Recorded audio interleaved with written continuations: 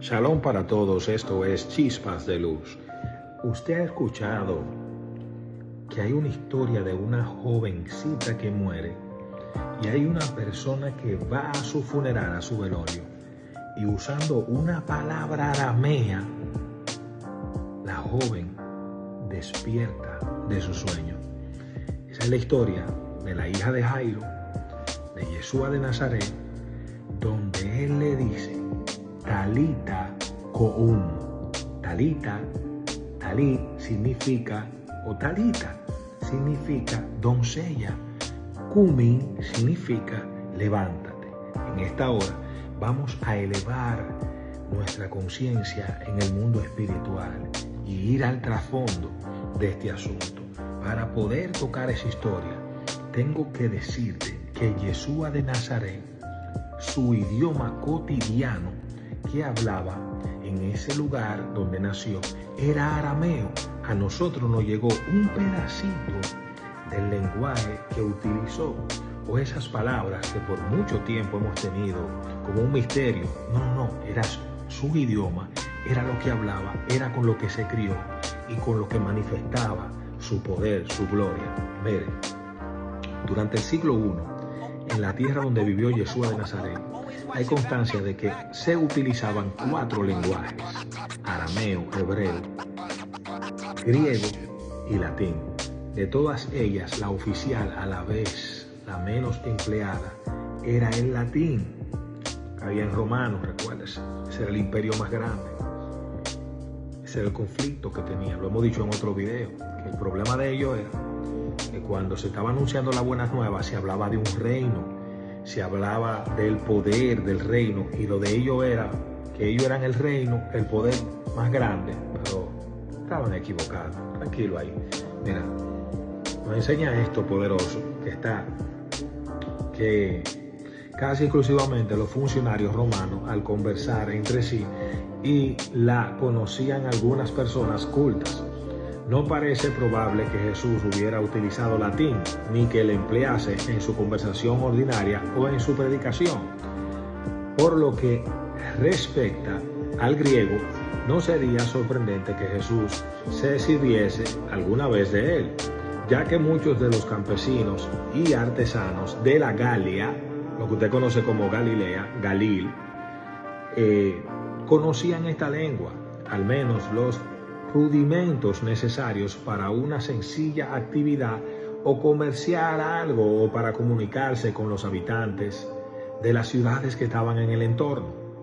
Entonces, que eran en su mayoría gente de cultura helénica. También se empleaba en Judea. Se calcula que de los habitantes de Jerusalén hablarían en griego entre el 8 y 15%, por ahí más o menos. Pero me llama la atención esta conversación que tuvo este hombre con este jefe llamado Jairo. Vamos a conocer un poco de este hombre. Vamos a darle, tirar página para la izquierda. Vamos a ver quién era este hombre. Dice que los principales de la sinagoga eran los funcionarios más importantes de la sinagoga y eran miembros prominentes de sus comunidades. La hija de Jairo había sido menor hasta ese año, que cumplió 12. En Israel, en Oriente, en este lugar, hasta que tuvieran 12 años, no eran adultos, no lo consideraban adulto. Había una señal que tenían, le explica Maimónides, el sabio Maimónides, el rabino Maimónides explica la señal del vello, de lo que es el cabello en cierta área. No queremos tocar eso mucho, pero lo que queremos ir a este poderoso fondo cultural que nos enseña lo que sucedía allí. Y dice que ya a esa edad, y ese año había cumplido 12, una mayor de edad, y era una doncella. Entonces, esta doncella tenían un futuro. ¿Cuántos sabemos que Yeshua de Nazaret es el que arregla el futuro, el porvenir de las personas, de todos nosotros?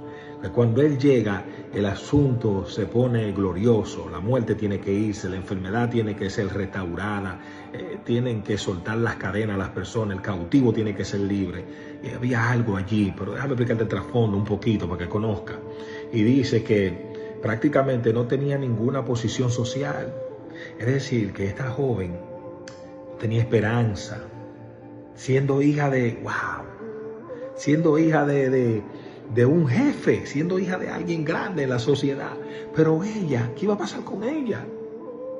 ¿Qué iba a pasar con ella? El destino de ella lo tenía Hashem, el Dios Todopoderoso, a través de su Hijo amado Jesucristo, el Salvador de todas las cosas. Escuche, la gente, escuche. La gente se postraba a los pies de alguien que tenía una posición muy superior, como un rey, y como era el Rey de Reyes y Señor de Señores que estaba allí. Por eso este hombre llamado Jairo hace reverencia. Dice que el hecho de que este hombre prominente se humillara de este modo ante Yeshua era un reconocimiento serio del poder que había ahí, de ese kabob, ese peso de gloria que había ahí. Me voy con esto y te suelto acá. Oye lo que sucedía con esta joven. Dice que en esa cultura, a los 12 años de edad, la niña era una virgen probablemente a punto de casarse.